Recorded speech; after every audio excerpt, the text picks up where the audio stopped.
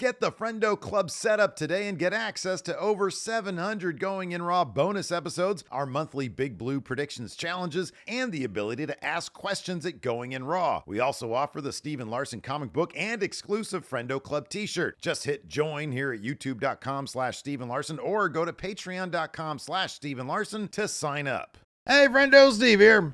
Larson. And if there's one thing, Larson, that we love to do here in the Friendo Club or even over at Going In Raw, and that's to tell the future, to prognosticate. Soothsaying.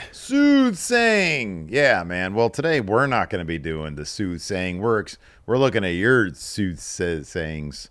And Friendos are Nostradamus today. Right, exactly. No Steve Damus. They're reading those tea leaves today. Quatrains. The quatrains. We should have asked everybody to submit their predictions in the form of a quatrain. Oh, man, that sounds difficult. And we don't like that. So we're going to take a look at these predictions that you guys left. Be sure to subscribe to the channel here whenever we leave a thread asking you guys to do our work for us so we could just sit here and react to it. First up, from Thor Marquez. This is the most thumbs it up one we have. Yeah. And I like it because it's dramatic and it's right and it's true, Larson. Thor says Rey Mysterio's final act will be Dom's eventual face turn. So there's got to be some sort of match, I don't know, retirement bout where Rey loses to Dom, and it's like the first time Dom beats Rey clean. Oh, no wow, interference. Okay. Right? But in doing so, that's got to lead to Dom's eventual face turn. Yeah? Is that the idea here? Or it's a situation where, like, yeah, Rey has a retirement match. Maybe somehow, some way, they work it against, like, a Finn Balor or something, and then Dom makes the save after Finn wins, and they're just beating the shit out of Rey. I don't know. Something like that. Like, maybe Dom comes to make the save for Rey, who's on his way out. Somehow, some way. There's got to be some bigger stakes on the line, too. Well, so what if Dom is kind of jettisoned by Judgment Day? Mm-hmm. He and Liv split. He's out. Mm-hmm. Maybe because he fails when it comes to Rhea recapturing the women's title. Okay. So Liv blames Dom. Dom's out. He's out. He's cast adrift. Yeah. On Raw. Yeah. His dad, being a dad, says, "Hey, you're my son. I still love you. I love you. I'm here for you." Of course, Dom at first says, "Kick rocks." Wow. Mm-hmm. But eventually it leads to the story of, maybe a situation where it's Rey and Finn, and Finn's taking the boots to Rey. Dom, having been cast aside by Judgment Day, comes out to help his dad, something like that. Yeah, that could be. I think that Dom eventually is. I do kind of feel like Dom is being, and I know they're setting up this thing for potentially him and Gunther. We'll see if that even happens. But he's put his name out there for a world title match. And the Liv thing is still prominent, but I feel like there's not enough Dom on my television these days. I feel like Dom needs to be more of a central focus of the Judgment Day and of Monday Night Raw.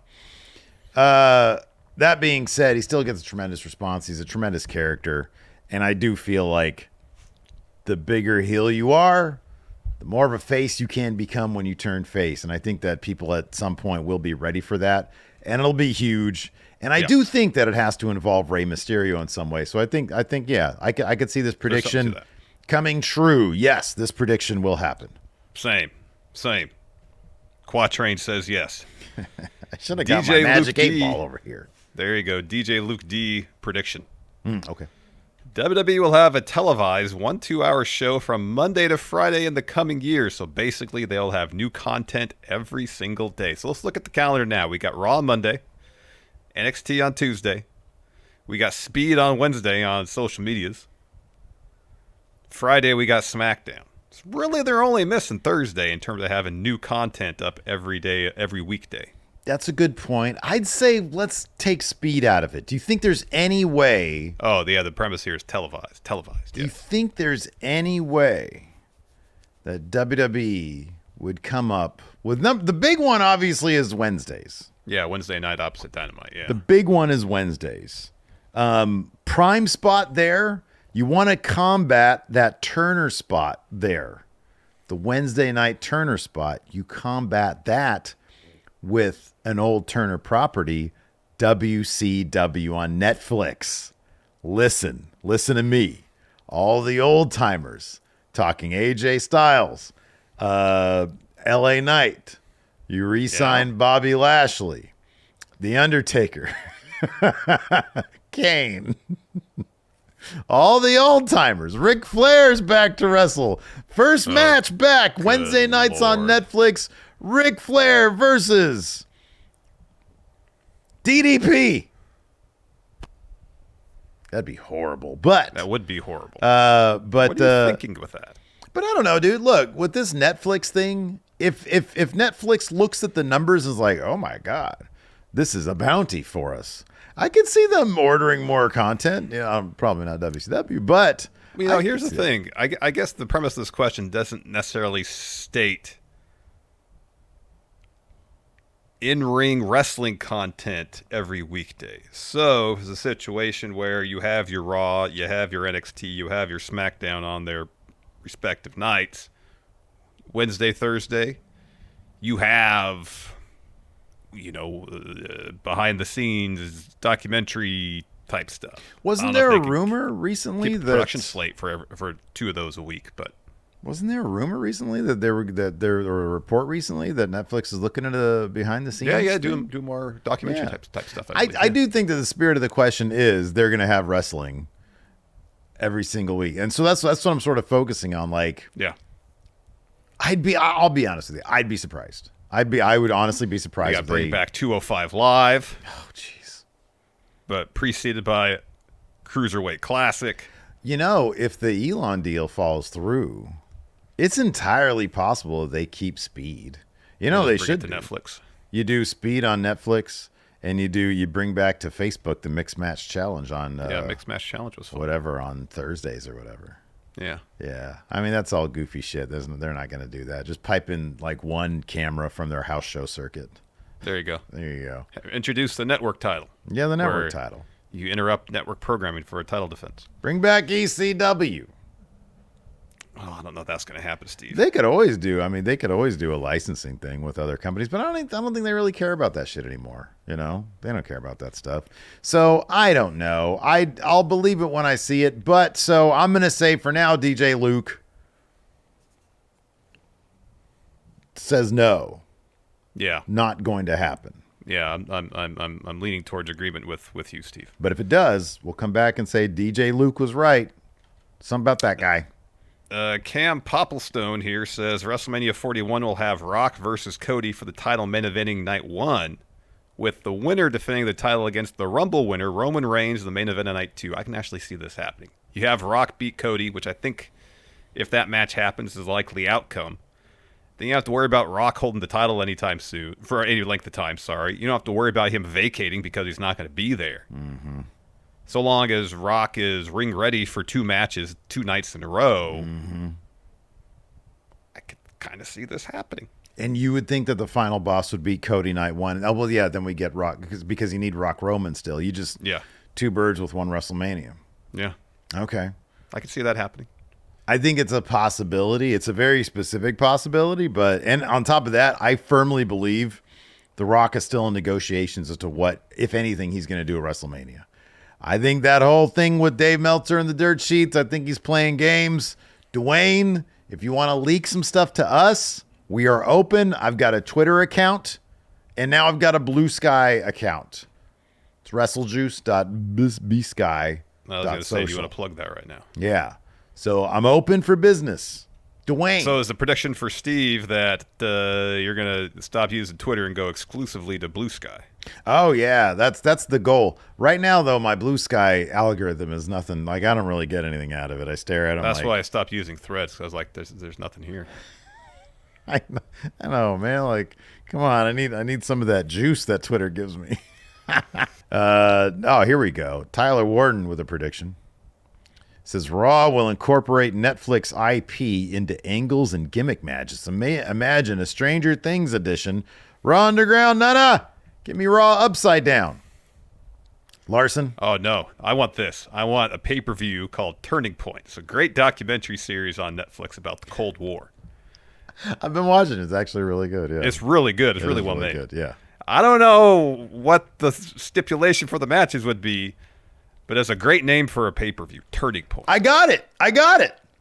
Next year's Survivor Series, Cold War Games. There you go. There we go. You have it outside. Stadium show, cold weather for the city. It's freezing out there in November. There we go. Wherever they are on the East Coast, probably somewhere. Yeah, they have it in Buffalo, New York. That's perfect. So here's the thing, Tyler. I say this happens, and it'll be 1,000%. It's not going to be as deeply integrated as like a Stranger Things match, but for advertisement purposes, 1,000%. They're going to do. I think it would stop short of going as far as the zombie match they did a couple years ago for that zombie movie. But I mean, if the dollar amount is right for the crossover, I don't think you can dispel the idea that there's going to be something to that extent. I mean, it wasn't that long ago we had the Mountain Dew match. Yeah, stranger things have happened. Hey-oh! See what I did there? Are you gonna be proud of that? I'm kind of proud of that, to be honest. I'm prouder about the Cold War games. Nick, As you should be. Nick, my hero, says Finn Balor. Yeah, we'll never win the big one. Yeah, I think Nick's right about this one. I don't see Finn entering the world title picture anytime soon. Yeah, I think you're right. And walking away with the championship. No, I don't. I think you're right about that too, man. I think you're right about that. Yeah. Yeah, I think his time has passed. I think that if they were going to do that, they would have done it like this year with the Damian Priest stuff. Or last year against Seth.